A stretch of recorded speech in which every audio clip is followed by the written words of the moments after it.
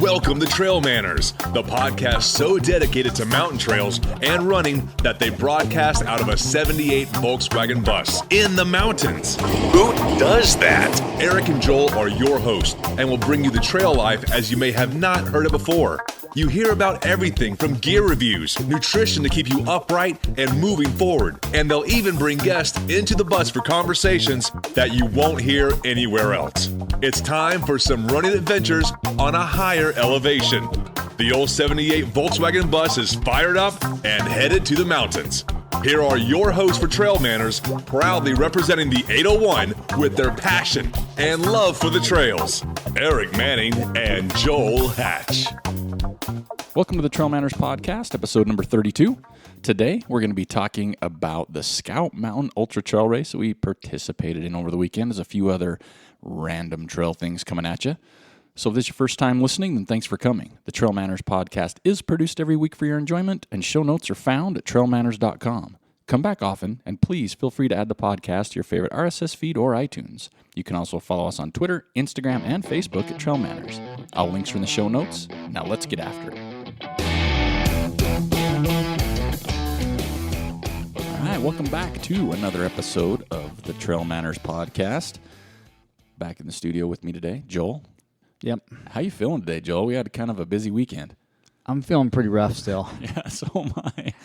Yeah, we had all intentions. We had all our gear up to Pocatello for the Scout Mountain Ultra Trail Race and had all intentions of doing a show. Yep. We even stuck around even for an hour or so after the race, and we just couldn't pull ourselves together. No, we were a hot mess. It was pretty ugly. So yeah, we apologize if we didn't catch you at the race. We wanted to do something up there, but I think it's still pretty fresh with both of us as we, just knowing how we feel right now that we can cover it pretty well. I think so too. Yeah, we stepped up to that challenge, but got spanked bad. Yeah, it's Mr. Heat came in and I think threw a variable into some things we weren't ready for, or maybe even used to, or both. Yeah, definitely. There's no substitute for heat training unless you're actually training in the heat. Yeah, and I'm still a little concerned about the heat training thing. Like, I'm wondering how much it really, really does help when you get to that temperature for people like myself, especially who just hate heat in general. Right. Because we know people out there that love to run in the heat. I don't know anybody. Jim Skaggs. Yeah, that's true. Yeah. So the people that like running in the heat, I don't know how if it affects them as bad because it's like, oh, I like heat. Or, right. I mean, it's got to, but people that, me at 75, that's time to start taking things off. Yeah. So we get much higher than that. It gets naughty. Yeah, I think it's more of it's that combination of physiological and psychological. If you can just mentally say, all right, I'm okay with this, then it's probably going to help some. It's better than griping about it, I guess. And I think that's one thing I think I did pretty well with during the race is it was hot, but I never was like, oh my God, this is brutal. I mean, inside sometimes I thought it, but when you'd pull into an aid station, they'd spray you down. Yeah. I think what got me, and I'm going to blame the race director for this, Luke Nilsson, is when we saw him the night before, and even the day of, he said it, but he's like, yeah, you get to this one section, it's like 20 degrees hotter. Right. And so the whole first part of the race, I'm waiting for this one section. I was too. I never felt that, though. I think it got hotter on the way up to Scout, right when you cross the road there. Yeah. Just that section because it's a little bare and dirt and stuff. Right. And I don't know the names for these things. I probably should do better studying the course names and stuff. But I kept waiting, and I thought, God, if it gets 20 degrees hotter, I just may as well. Because there was no rules on running naked. Yeah. Right? Like, he didn't say anything. There wasn't anything on the website. That's true. So I was thinking, if it gets that bad, I might take off my hat. Right? Yeah. I think I'd stop right there. Oh, man. That would be brutal. Yeah. So I think that let's recap the race real quick. So you caught up to me at mile 20. Yeah, that aid station there at 2021 right there. Right, that Scout Mountain aid station is where you caught up to me. So tell me a little bit about how your race went up to that point. Well, obviously I wasn't even, and we can always say this, but without a doubt, I can say I was not trained for this distance. I mean, my longest run, as long as I can, I did Wasatch in 2014. Yeah. Right? And so 2015, that nothing. was a wash. Yeah. And then this year, really nothing. So since Wasatch 2014, I think my longest run was like 18 miles. Right. So that's like a Lewis Peak type of training run. Something like that. Our Lewis Peak run. So I went in knowing, okay, you're not ready for this distance, but it's a good gauge to see, kind of where you're at. And I have been training well the last few weeks. There's no question about that. But, I have Bryce 50 coming up. Right. So the other thing I didn't do is elevation. I haven't done any climbing at all. I haven't been up to Malin's, nothing. And there was supposed to be 8,900 feet of climb on this course. There was.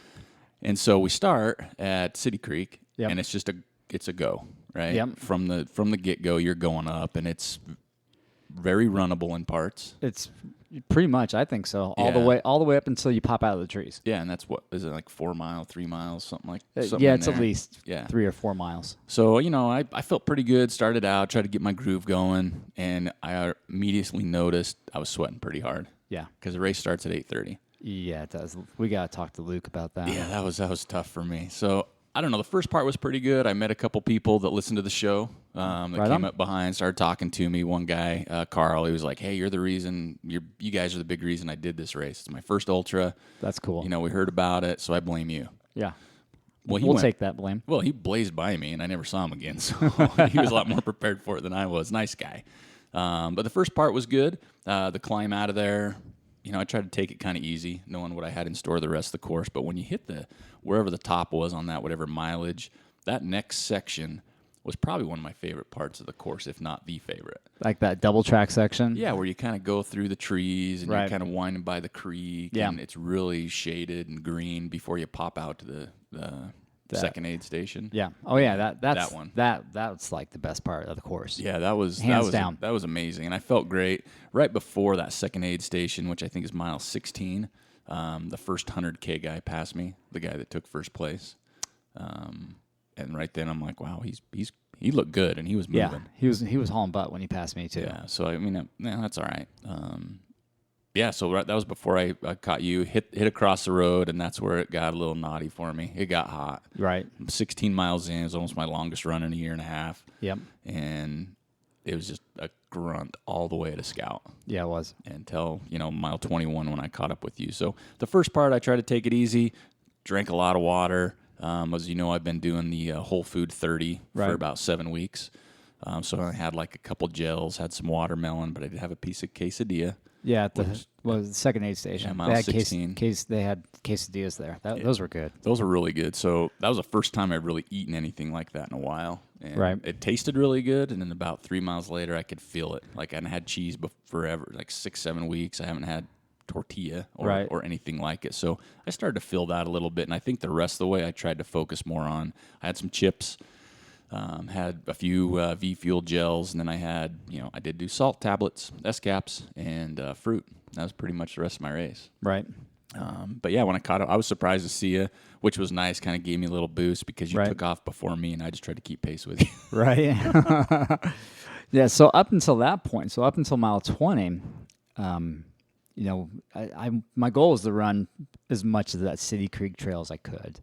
And I think I accomplished it. I'd say I probably ran 90% of it. And then when you pop out of the trees there and it gets really steep, that's it felt a little funky at that point. And that was my first kind of wave of nausea that I would, stay with me until the end of the race. And then, like you said, my favorite part of the course is coming down. I'm not sure if that's called Midnight Creek. Yeah, I don't study. So it's coming down to the first aid station, and this is all reference to the 60K course. So coming down to that first aid station, that's pretty fun. And then you have this grunt right before the first aid station. I think in some years that first aid station is before the first or the steep climb, that steep half-mile climb. This time, the first aid station was on top of the steep climb. And then from there, going down, in the past, I was able to run that really fast. This time, just kept it around that 9-minute pace. If I ran any faster than that, I felt like I was going to throw up. So I had to dial it back. I got into the second aid station, felt really good, grabbed the quesadilla, felt wonderful, crossed the road. I was climbing decent for the first 2 miles on that double track. And then you kind of turn off of that and you get up into the trees, and that's when the wheels on the bus just really came off, and I just slowed down dramatically. Got into the aid station. Somebody poured some ice water on my back. I about died. Oh, yeah. That was really a rude wake up, but it helped. Got out of the aid station. Felt really good there for a little bit. And then you and I got onto the Scout Mountain climb. And boy, just, ugh. Man, the heat just wore me out more than anything. Yeah. I think that's kind of the gist of the story, is just wore out. Well, I wish someone, I don't know if I wish, but it'd been fun to see if someone, before we got to the top of Scout, that little switchback with the snow. Yeah. If someone would have got a picture of us in the snow. Oh, that one. So there was. I think his name was Ben. He was behind us. He was the taller guy with the beard. So we get to this. We were walking up to the snowbank, and I told Eric, I said, "Let's go lay down on that snowbank." So we go over, and both of us are kneeling. It looks like we're praying to the snowbank. Yeah. And we're rubbing the snow all over us. And Eric gets up first, and then I turn around and I see, I think his name is Ben. He's just laughing at us. I'm like, get in there, man. It looks good, you know? And just to clarify, when he says we're rubbing snow, we rub snow on ourselves. We weren't rubbing snow on each other. Dude, I would have let you rub snow all over me at that point. I was so wore out. Yeah, I just stuck my knees in there to kind of chill them off. Yeah, head first in the snow. there. Yep. Yeah, it was like we were praying, and then I just rubbing it on my lower, or on my neck, letting it go down my back. So. Yeah, and then we finally, which seemed to take for a while, even though I've been on it before, we got to the top. Yeah, that thing is a long way. It is. Like you're thinking you're done. No, you're not done. Yeah, you hit a corner and it's like, oh, another fall summit. Right on. Yeah. And then you look forward, you're like, okay, I know when we get to the top, we got about 2,500 feet of just downhill. Yeah. Right? And that gets 2,500 feet quick. Yeah, that first dive off of there is serious, just straight down. That hurt. Yeah, bad. I wasn't expecting it, or I didn't read the rule book. But when that came up, I was like, oh man, this is gonna hurt worse than I want to. Mm-hmm. Well, because I was looking forward to downhill for so long. I was too. It's like, oh god. And then I changed my mind real quick once I got into it. Oh, this is no bueno. Yeah. But then after a little while, you get on that fun little single track. Yeah, and that's another really great section of the course. The single track that's buffed out trail for the most part, and you can comfortably run down that one without a problem. Yeah, and hit that aid station, and you get a lot of shade. Yeah, you do. A lot of green. Yeah, you got into aid station before I did. So this is aid station number 3 for the 631. 31, yeah. So this is aid station number 3 for the 60K course. You got in there before I did. And I got in there, and Rock Horton was in there running the aid station. I didn't realize he was running the aid station, so I looked up, and he was dumping ice water on my head. Thanks, Rock, for doing that. And then immediately I was looking for quesadillas. Yeah. They didn't have quesadillas, and then somebody said, well, I got pierogies. And I looked up, and there's Speed Goat Carl. He's got pierogies. He hands me the whole plate. I almost ate the whole plate. Yeah, you kept grabbing. Yeah. I was watching going, oh. Yeah. And then you were sitting down, and I was like, we got to go. We can't sit here any longer. And I prodded a couple people, and we got out of there. That climb out of the aid station is serious. Yeah. What is it, half mile long, maybe? Pretty close. Yeah, and you get up. And it's steep. Yeah, and then you kind of top out of the steep part, and then you have just the grind through the heat again. Yeah, you do. And then the downhill wasn't much fun on that either. Yeah, my necklace broke, so I was kind of bummed about that. It's another just like straight down the hill type of running. There's no switchbacks. You just have to hope you don't crash and burn. Or if you do, just keep rolling to get down there quicker. Yeah, you do. Then you pop out at that road. The road. Is that the road that you drive up to the start finish, or is that a different road? That's a different road. Yeah. That was throwing me for a loop, because at that point I was like, I have no idea where I'm at. See, and I've run in the past, and in the past you've run from that aid station that Carl and Rock, you'd run down the road itself. Right. Like you wouldn't do any of that trail, because everybody's like, oh, the road, it sucks. Well, I'm telling you what, that trail sucks too. Yeah, I thought so too. But yeah, you'd run down the road, and you'd pop out at the Nordic Center, where when we crossed and they mowed that sweet little whatever. Oh yeah, it's one of the runs, one of the Nordic trails. Yeah, they mowed it. Yeah, and so then that takes you through the Nordic area and then up over. So you're hiking up that. So don't gloss over that, because I thought that was like one of the hardest parts of the course. Well, that's where I just closed my eye. I literally looked at my feet and I just kept going. And yeah, I thought I got off course one or two times. I seriously wasn't looking anywhere but where it was mode. Yeah. Yep, and I just stayed on. That was hard for a couple reasons. One is that it's a long climb. It's 800 feet, and it just never stops. But it's a mowed path, right? Mm-hmm. So you still have grass that's 4 or 5 inches tall. So that's not easy to walk through. Yeah. Well, it's the grass. It's the weed, the thicker stuff, and so it wasn't like you could find like a good place to really get a groove going. And then you're just getting beat by the heat at that point. I just want to be done. Yeah, you want to be done. Because you keep in your head, you're like, this is the last climb. Yep. Right? This is the last. And knowing the course after that, you know that you've got kind of a gnarly section of downhill, and then it just kind of is more of it's still a little steeper, but it's you're tired by that time. It's a cruiser downhill, a little technical with rocks. Yeah, you definitely have to be on your game, or you're going to face plant big time. And then you jump back out on the road, follow that for a little ways, but felt like a long ways. Yeah, it did. And I told you before, and I don't know if I should admit to this, but before I popped out on the road, I walked a little bit. Oh, I did some too. Okay, there's going to be people. I don't want to see me not running this close to the end, but I need to recover a little bit. Yeah, you got to get your act together, right? And then the girl's waving the cowbell, and I'm like, yeah, I've been running, and I run down the road, then you hit the turn to go into the campground, and again, I'm like, okay, I'm going to stop for a minute, because I know there's going to be people at the finish, and I don't feel like running the rest of the way. And then a car came around the corner, and I immediately took off again. And I'm like, well, I got to run the rest of the way now. So. Yeah, dude, that's a long way from that point where you take a right off the main road to the finish line. Well, it seemed to me it did. It's longer than you want it to be. Exactly. You just want to be done. You just want to get done, yeah. Then when you get across the finish line and, oh, man, you finished before me. And I came in, you were sitting in the tent, not looking so good. I wasn't. Looking pretty white. And then I sit down, and, boy, the world just starts spinning.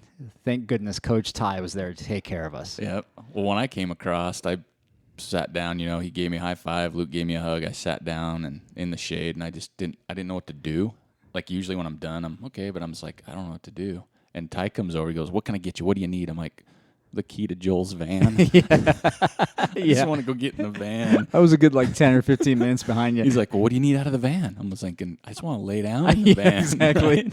Even though it's a good 20 degrees higher in the van, I just want to lay down. And I'm like, well, I could use some Ultragen that's in there. Oh, I got some over here. What do you want? Cappuccino or fruit punch? I'm like, vanilla. So he was awesome though. I mean, he went and Ty got me some Ultragen fruit punch, which I'm a huge Ultragen fan after I run, because it has a little bit of sugar to keep my, get you going again. Right. Plus recovery, I'm a firm believer in that. But took some of that, and I just literally sat there the day. People kept coming over, need anything? And I'm like, no. I didn't know what to say. Yeah, at that point, you do need something. Yeah. You just don't know what to ask for. Yeah. What do you need? I don't know. Tranquilizer? I don't know. Just put me out. Exactly. Well, I think what helped is Ty got us both in the creek. Oh, yeah. I mean, there's this nasty old creek running next to the start-finish area, and I didn't care. We got in there chin deep, and I think that helped. If we had not gotten in that, we would have been in even a higher mess than we were. I would probably still be up there. Probably. After we got out of the creek, we were like, all right, let's grub. Yeah. So after a good long run, I love sitting in rivers. And and I mentioned this to you, the whole course, everywhere you saw water, it was crystal clear, looked drinkable, just beautiful, pristine, cold. At the finish, it was like I think cows were turding in it up the river the whole time. Totally, but I didn't care. I didn't either. When I got in there, I'm like, I'm going to have a leech or two. Oh, totally. Zika all the way. But yeah, I dunked my head, got under that. Later on, I'm scratching my head. Stuff's falling out of my hair. Yeah. I'm like, I don't care if that's goat, cow, moose. I don't care what took place. But yeah, and that's when we decided to go change. Yeah. Got out of there and grab us some baked potato because I was starving. Oh, yeah. I was hungry, too. And I couldn't eat. Yeah, that's right. We were sitting at the end of the pavilion, and Eric's just looking at his food. And I'm, scarfing mine down, and he's like, I'm not sure about this. I'm like, oh, I'm sure about it. But I'd have to take a break and lay down every 3 or 4 bites. Yeah, every time I'd look over, you were gone. And I'd look over and you were just laying on the bench. I'm like, oh, he's still here. Yeah, exactly. That's kind of how the rest of the day went, too. So, boy, the food there. Baked potatoes. Chili. Yeah, I think turkey chili, vegan chili, beef chili, chicken and broccoli. Chicken and broccoli. And then felt like they had something else too there to offer. I don't know. I wasn't really in the mood. The only thing that really got in was water and a couple tortilla chips. Yeah. Everything else I was like, yeah. I think, after we ate, then we had to rally. We had to come home. It was getting late. We had another hour and a half drive back to the Ogden area. And for the first hour of the drive, we were both just in bad shape. Yeah, not a lot of chit-chat. No. I kept leaning forward, moaning, stretching my back. We were just overheated and worked. But 2 days later, looking back at it, that was a great adventure. It really was. I've been thinking about it, and like I said, I wanted, realistically, trying to put things in perspective, knowing I just wanted a good training run. But I also enjoy, like we've talked about in our previous shows, that race atmosphere with the people and the aid station. So I was really looking forward to it. Well, the aid stations, let's talk about that. Yeah, those were top notch. Amazing. So we start at City Creek. The 60K course starts at City Creek, and they had a party going there. Mm-hmm. So that is either the first or the second aid station for the 100K folks. It's at least the second one, because I think that's a good 20 miles in for those guys. Yeah. And it's a big one. It's like a big full-on, they have everything you want aid station. And it was stocked with food, drink, and people to the hilt.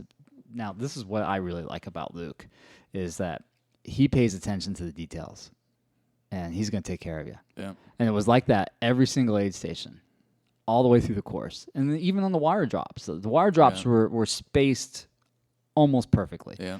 If there was one thing I was going to make a suggestion on, is it would be nice to have a wire drop somewhere up on Scout Mountain. Yeah. I think that would be really hard to get one in there, but boy, that would make a big difference for some people, I think. Yeah, so just big thank you to Luke and his volunteers for that. It was awesome. The volunteers were awesome. I mean, they were all over. I mean, you couldn't even get close to the aid station without someone saying, "Hey, what can I?" And they would just take things. Straight up spray you down right away, too. Spray you down, give you a cold rag, a sponge. Yep. And they had just a great selection. Everything, felt fresh, too, like the watermelon, the quesadillas, even the was stale. PB&Js, which I didn't eat. But usually I get a PB&J, and it's like, oh, this is toasted. Yeah, like, it's been out there for 3 or 4 hours. Nope, they're all soft and moist. Yeah, so it was all the volunteers for those aid stations were just amazing. Right. They really were. And it's, Pocatello in itself, awesome. Yeah. Beautiful views. Well, when you get up on Scout Mountain, and you don't realize this because you're like, oh, Pocatello doesn't have any mountains. Well, it does. Yeah. You get up on top of Scout, and you got these views, these 360 views, and you're like, this is pretty cool up here. Trees and green. And, yeah. And you can see little trails everywhere. Yeah, that's the one thing that kind of blew me away was the extensive network they have of trails up there. A lot of the ATV and motorcycle riders have trails up there, and we use those. But, man, I can't believe how many... We only scratched the surface, right? Yeah, every time I'd look around, I'd see one spawning off up some other mountain. Oh, yeah, totally. And I'm like, wow, I wonder where that goes. Or, it seems like you could get all kinds of runs in up there if you're local or even if you want to go. And heck, if you're going through there, I recommend it. They got some good stuff. Yeah. What's the running company up there? Is it Pocatello Running Company? I think so, yeah. Pocatello Running Company. I'd go there. Talk to those folks. They'll help you out. Yeah, that's where kind of the pre-race briefing was. But, there's some great trails, and it's green, and the campgrounds are awesome. Yeah, that Mink Creek. That's a great start-finish area. Yeah, it really is. It's it's where we slept the night before. Yeah. I pulled up my air mattress on the concrete. Yeah, I can't believe you did that. And I slept pretty good other than, about 4 o'clock, people started rolling in for the 100K start. Yeah. And that kind of woke me up a little bit. That woke me up a little bit, but I was surprised. I actually went back to sleep. I went back to sleep until I heard the 3, 2, 1, and I woke up again. Yeah. Yeah, I could hear all the chatter, and I don't know, I slept pretty good. No critters jumped on me. Yeah, I was a little worried about that. I was afraid you were going to wake up in the middle of the night with some rat attached to your nose, chomping on you. I just kept moving my legs very carefully, making sure nothing coiled, got in yeah, there with exactly. me. no rattlesnake snuggled up to you. So it's a great location, start finish, plenty of space. And we pulled in, there were canopies and vans and everything already set up. A lot of tents set up in the grass. Yep. But yeah, Luke does such a great job. He's very passionate about it. You could tell when he was talking about it. Be nice to my volunteers. Don't litter. We recycle. Oh yeah, man, that was crazy. You got to any of the aid stations, and if you had a gel packet, you had to be mindful where you threw your gel packet, right? Which I'm hoping more race directors are going this route, because races really do generate a lot of trash. They really do. I mean, if you think about it, gels and food scraps and just product supply waste. Luke does a good job of recycling all that. And his finish line, I don't call them medals because they're made of aspen wood. Yeah. But the little finishers wood medallions are pretty cool. Yeah, they are. Got a sweet Patagonia lid from it. Yeah. You get a map too. Yeah, you get, a cool pretty neat map. map that you can frame up. Yep. So yeah, it's Luke does first class job with his race, and if he sold out, which is awesome. Yeah, he did. He said he kind of oversold a little bit. Yeah, he got a few extra people. Had some no shows. Yep. So it all works out in the end. But it's still a race, no matter the heat. I mean, it's going to be hot this the time of year. Yeah. It's not an easy course. It's a tough course. It's a very honest course. Yeah. You know what I mean? The miles between the aid stations, they're going to keep you honest. Nothing comes easy.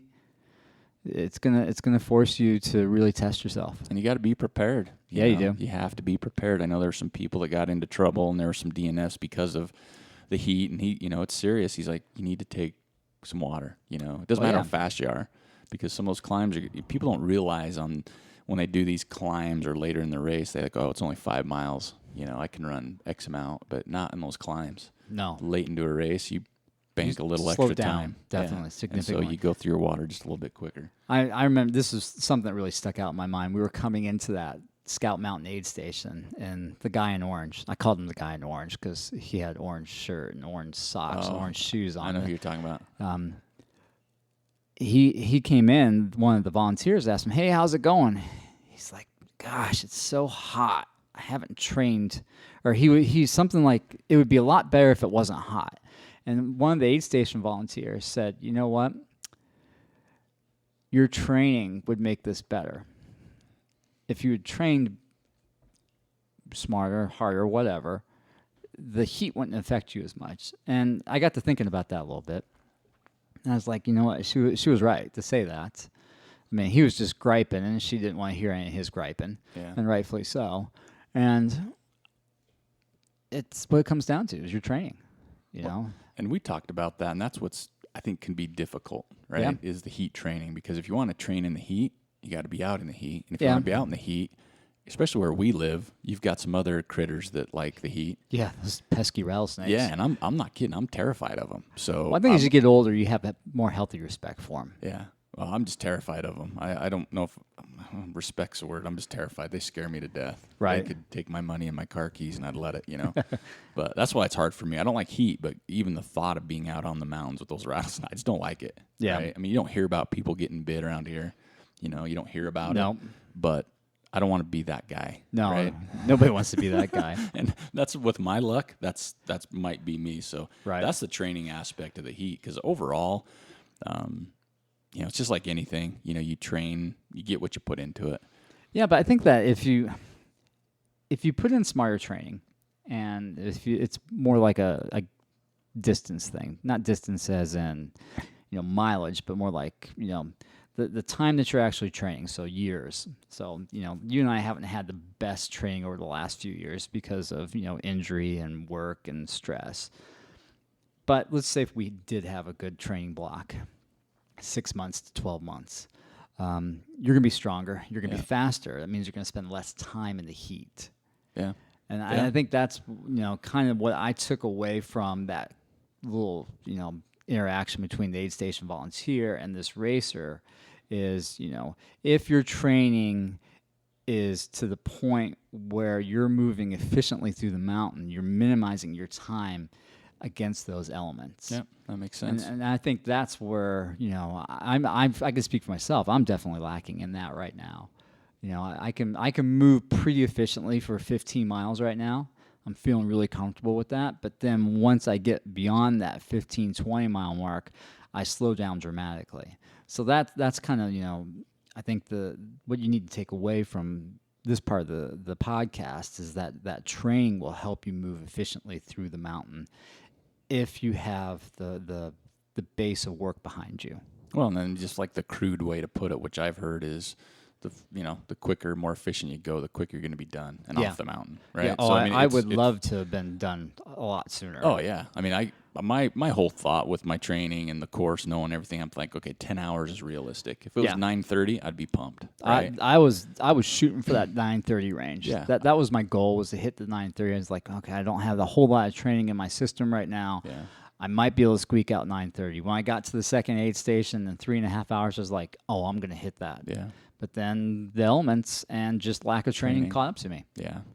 Yeah. So I think that mark, I mean, there's some great times. Yeah. But it's just what the people put in, too, is like you Yeah. just mentioned, is the training. You know, if you're trained, if you've been, I've talked to a few people that already done a few big long races or Grand Canyon trips or even been coached, right? Right. Because if you have a coach and you know what you're getting into, they're going to train specifically for certain things as well. Right.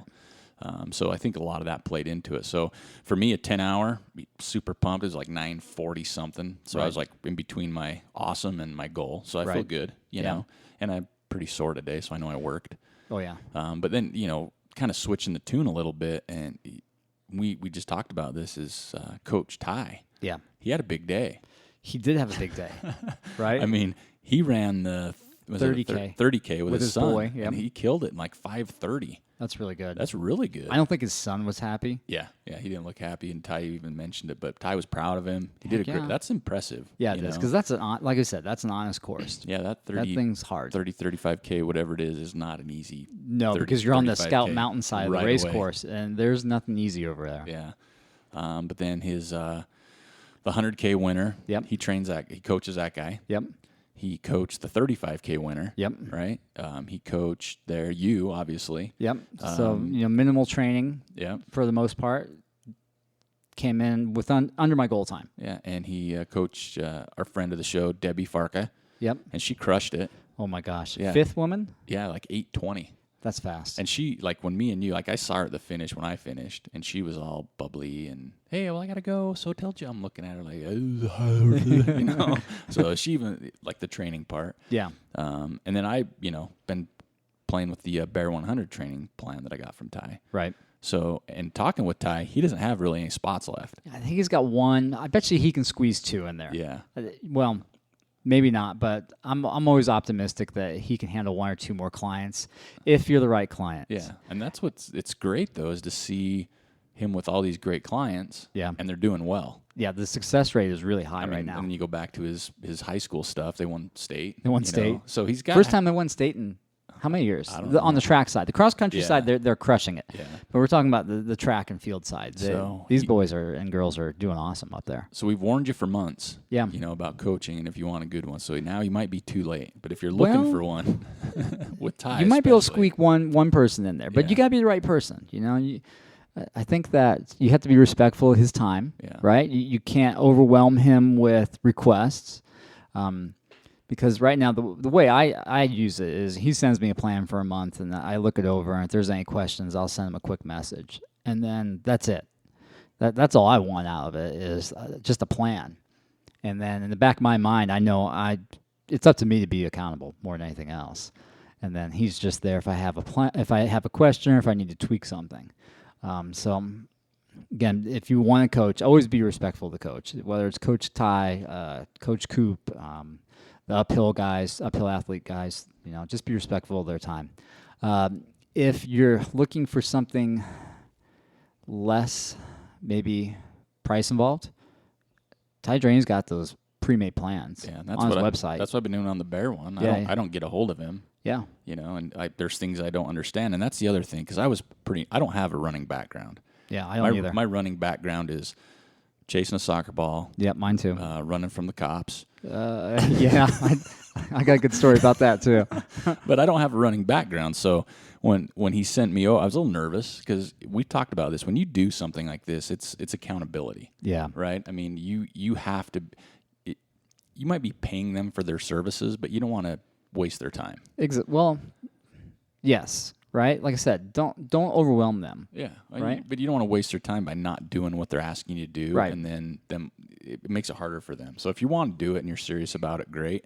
But don't be nervous, or you can. Don't be scared. Because Right. I got the Bear 100 training plan, and I was scared. Because I'm like, I've never run. And I know the term fartlek and Right. strides and, all these other things. He's But got power run on there. Yeah. And so I told him, I said, well, I don't know what some of these are. So I talked to Joel or even Debbie to ask. He's like, oh, you can ask me. It's Right. if you're doing the plan or whatever. But for the minimal amount of training, I've just mainly incorporated from the training plan a lot of the strides. Right. That I've done with you a few times, and as bad as they suck, I can definitely tell a difference. Yeah. Then there's like the 100-meter sprints and the warm-ups and the hills and the different things, and I've usually just gone out and ran. Right, and just kind of at your own pace, kind of leisure. It's like, today I'm going for 10 miles. Right. Tomorrow I'm going for 13. Yeah. There's people that wanted me to do some speed work in the past, and I'm good. I know I'm not as fast, so I don't do it anyway. So, but don't be nervous or scared of it if you don't know, because I know there's a lot of people out there that are getting into this, and are kind of maybe thinking about it, but it's like, well, I don't have a running background. Right. Well, at one point, nobody had a running background. Exactly. Right? And that's kind of how I'm going into it. And the same thing when I went to your gym is I didn't have a background there, and so I waited. Right. You get it. But yeah, I think the training stuff, just seeing, the people he's worked with, and not just to say just Ty, but I think for us, that's kind of the most experience we have. Like you mentioned, Right. There's like Jason Coop, and there's a lot of good coaches out there. Right. But I've seen some, and, Ian Sharman, too. Let's mention him. Yeah. He's got a big coaching. Carl coaches. Yeah, Carl does, so. There's a lot of good coaches out there, but there are some that maybe, I won't say there aren't good coaches, but maybe don't have the pedigree as some of these other guys. Right. You got to find somebody that's a good fit for you, too. Yeah. And so it's not just a matter of going online, hitting the pay now button, and Right. on your way type thing. But it's fun for me to sit back and watch you, Debbie, especially because I see you guys the most, just how well you guys are doing in training. Right. And how well racing's going. I mean, we did Temp a few weeks ago, and both Right. of you had good days there. Yep. Just to know that this tweak and the commitment to do something like this can make that big of a difference. Yeah, it's pretty amazing when Yeah. you're committed to something, how well, the improvements that you see almost immediately. And I'm looking at this thing as a long term. Yeah. When I first came to Ty, I told him, I'm tired of second. That was the first thing I told him. And then I said, you know what? I'd like to have a consistent block of training, structured training, so that way I can do well in 2017. So I was playing the long game. I want to, get through 2016 healthy, have a really good foundation, and then, like Scott Jaime says, I want to see what that genetic potential is next year. Yeah. But I know I got to lay the foundation this year. Well, and I think that boils down to the same thing is, not everybody's built or wired that way, but there's definitely a lot out there that you want to see what you're capable of. Yeah. And it's hard to do that when you do it half-assed. Yeah, and Right. I don't. Maybe that's not the best way to say what maybe we've been doing, but it kind of is. We just go out and you just run because you love it. Yeah. You like being in the mountains on the trails with your friends, but you spend a lot of time out there, right? So let's see what we can do about it. Well, and if you want to take it to that next level, that's just the way to do it, because it's easier Right. to fall back and say, not this week. Or, Yeah, I'm just cruising this week. No biggie. Yeah. So that's the fun / interesting part, to see that next level of what you're capable of. Right. Because when you have those days, which aren't all the time, even when you're trained and coached and everything else. I mean, when you do have that day, it can carry you a long way. Oh yeah, big mental boost, right? Yeah, because you're gonna have those sucky runs and feel like craps, and right now. Yeah. But at the end of the day, it's like, well, Saturday we put in an honest effort. Yeah. We pushed a little harder than at times, and it's a building block, because now if someone says, hey, let's go for a 20-mile run, it's still 20 miles. But 2 weeks ago, if someone said, let's go for a 20-mile run, I'd have went, man, I got to get back. I mean, it's just that mental confidence thing. Yeah, it is, for sure. So, I mean, I got a 50-miler coming up in, a week and a half. And Right. a week and a half ago, I was terrified. Now I'm just scared, right? Yeah. Because it's in Bryce. It's going to be hot. Bryce. There's It's going to be climbing. hot. There's a lot of climbing. That course, it either climbs or it descends. There's nothing in between, it seems like.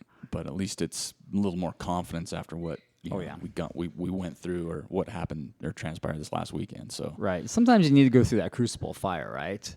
To get a little stronger, to sharpen the edge a bit. Well, and just the mental aspect of it. Oh, yeah. Of doing those things. And I've said it in the last few shows, but thanks to Eric Johnson, I just kept going back to his stuff. Right. I really did through that Just race. having a good time, right? Smile, be grateful, be gracious to the volunteers. Yep. And I've even had a couple people since Saturday ask me the same question, and my response now is going to be different when they say, why do you do that? It's like, 'Cause it's fun. you look like hell. It was hot. Oh, it was took hot. you 9 hours, 45 minutes. That's Right. longer than most people's work days. Yep. Why do you do it? And realistically, the answer I've come up with that I'm going to stick to is I get to. Yeah. Right? Like I have want this. to. Yeah, I get to. I have an opportunity. I get to do these things. Yeah. You know, it's like if you don't, that's great. But I get to do this. I'm physically able. Yeah. Mentally, well, I mean, we could question that all day, but I'm able to do it. Right. But you get to experience this because there's going to come a day when I can't. Yep. You know, and hopefully it doesn't come too soon because there's still some things I want to do. But at the end of the day, you do it because you get to, you want to. Right. And that's kind of it with me. It's out the explanation window. You know, if you don't understand it, you know, there's nothing wrong with that. Some people just don't. No. I mean, I didn't before I started doing it. Yeah, it's hard. Sometimes it's hard to explain. Yeah. As someone said, it's like, and I've heard this many times, it's like explaining colors to someone that's blind, right? That's probably a good way to describe It's it. just you can't until you've seen it or you've Experienced experienced it. So you even if you experience it once, you might be like, that was stupid. Yeah. Why would I subject myself? And I've said that many times on runs. Oh, yeah. I've quit running several times during races. I've retired many times. Yeah. And this was the first time, I think in a long time, that I got to the end of the race and I was hurting bad, beat up. Mentally, I was fine. Yeah. Even though, you know, it was like worst case scenario, it was super hot, you know, dehydrated, beat down. But mentally, I never said, I'm done with this. Yeah.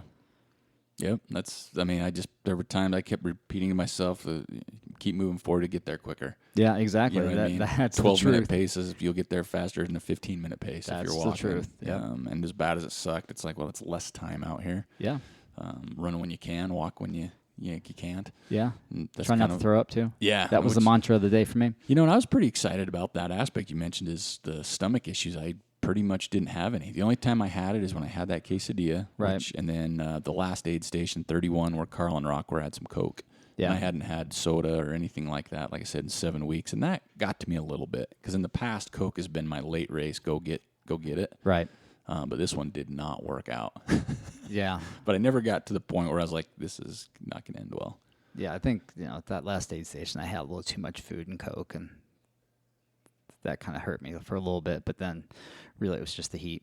Yeah, that's kind of it at the end of the day. So I Yep. mean, that's a pretty good. And you know, at the end of the day, too, you know, all said and done, it's just nice again to be around so many like-minded people. Oh, great people. You know, there's just even Top notch. the runners. I met some great people. Lady from Canada who talked to me about, you know, what her town consists of running wise that's and right. athletic wise, which was neat. And you know, a few other people that you know had listened to our show that you know said hello and Right. talked to us that way. And just some of the stories, and you see people out on the trail, and you just kind of shake your head, you know, because this ultra running or even trail running for that matter, it's not what people envision by watching like a marathon on TV. Right. You know, it's all walks of life, all ages. Yep. There were young kids, there were older people, there were, you know, all sizes really. Oh, yeah. But You can't- learn early on in your kind of your racing career not to be judgmental of somebody. No. Because later in the race, when that person comes whooping by you, you're like, all right, I get it. Good on you. Yeah. Yeah. My first 50K was Greenland years and years ago. Scott Jaime got me out there. And we started at the starting line. And I had this competitive soccer background. Right. And we're lining up at the start. And we take off. And I wasn't a runner, but, you know, I had a different mindset. And this guy, I'm not exact, he was 70 at least. Yeah. No joke. Full-on cotton sweatpants that you wore in the 70s. Oh, yeah. Full-on cotton sweatshirt, all gray. Yeah. Right? Road running shoes. Yeah. And I'm looking at him going, no way. I got his number. Yeah. Dude, he crushed me. Yep. And I'm like, that was my first real experience in the ultra scene. I'm like, all right, this is totally different than the whole life I've led before this Absolutely, day. man.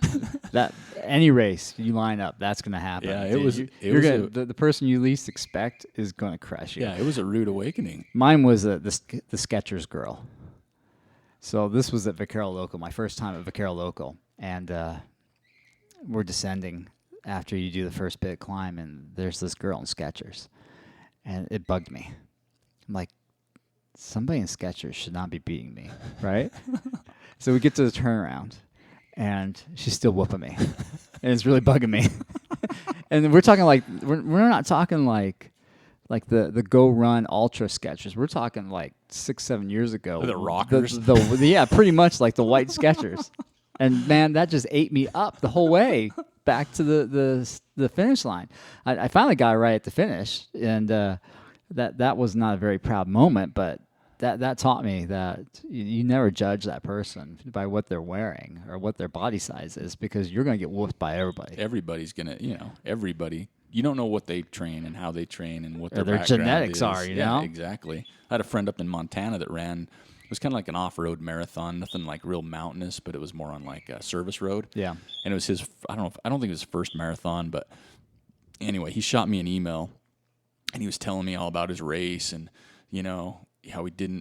how he wanted to do a certain time, and some lady came, he was looking to one side and a lady came blazing by him with like a mile to go. Yeah. And he thought to himself, okay, as far as I know, that's the first woman that's in front of me. Right. And so in running, they call it being chicked. Right. Which there's nothing, I've always been chicked. And every race. Everybody's going to happen it. But anyway, he sees her and he's like, got a mile to go. And he's like, not happening. Right. He took off with a mile to go sprinting. Well, she must have felt it, he said, because she increased her speed. And it was like a race for 1 mile at the end of a marathon. She beat him. Yeah. He crossed the finish line and he's like, Eric, I didn't get chicked. I got fetused. She was pregnant. And so Mama power. Yeah. And he was so bummed and he was laughing and we had a good laugh about it. But he's like, I've been training good and she just blew by and she held me off the last mile. That's so awesome. And then I go in front of her and she was not like going to have the baby today, but it was noticeable. And, she's like, yeah, this is my last run before I, have a baby. And he's like, oh, good job. So, so if you're getting into it, just do it for yourself. Yeah. Do it for the right reasons. Do it to have fun. Yeah. That's what it comes down to.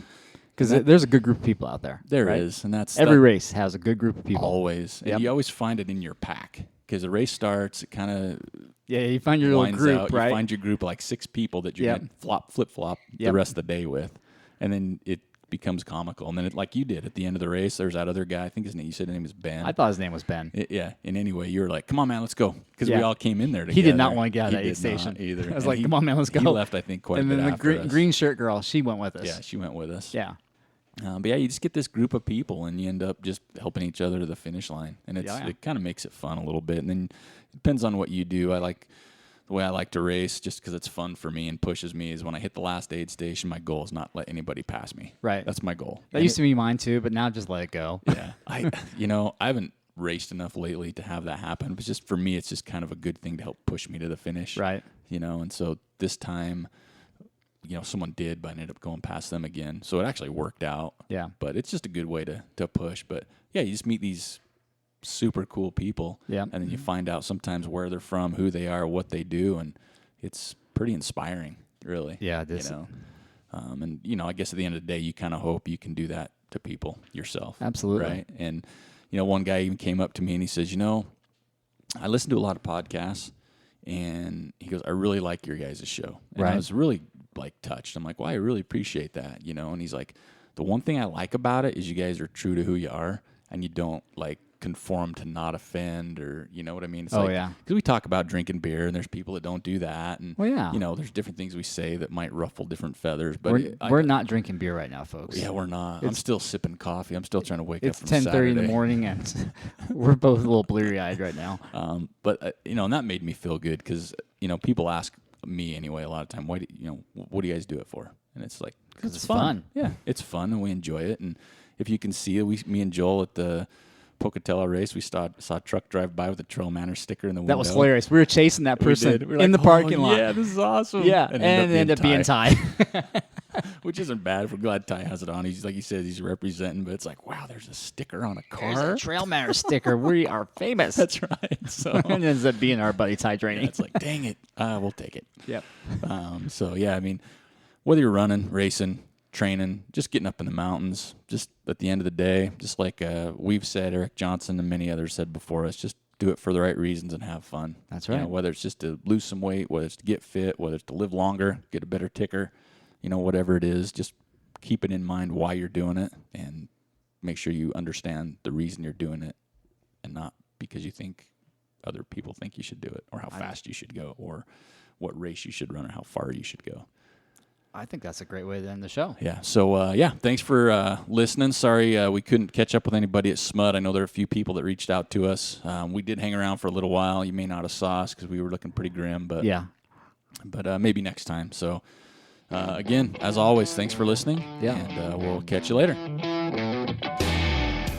Thank you for listening to the Trail Manners Podcast. We appreciate you taking the time to listen. We'd also like to encourage everybody to follow us on Instagram, Twitter, and Facebook at Trail Manners, or even share us with your friends. Don't leave them out in the cold.